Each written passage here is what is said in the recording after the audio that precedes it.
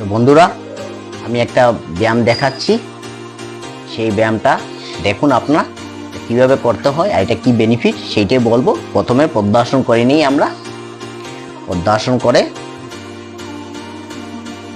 এইভাবে সামনের দিকে এগুতে হয়, যে হাতের উপরে ভর করে এইভাবে যতটুকু পারা যায় বডিকে টান করতে হয় এবং গলাকে মাথা উপর দিকে উঠাতে হয়। এটা করলে মূলত গলার যে চর্বি, গলার চর্বি অনেকটা কমে। পিঠের যাদের নার্ভের সমস্যা আছে ওটা দ্রুত তাড়াতাড়ি রিল্যাক্স হয় এবং হাইয়ের নার্ভের প্রবলেমটা অনেকটাই কমে যায় বা চর্বি দ্রুত সরে। অ্যাবডোমেন যে পেট যাদের সামনে দিয়ে বেরিয়ে গেছে তাদের অনেকটাই ভালো হয়, কমে। সেইটাই বলছি, এটা করলে ভালো হয়।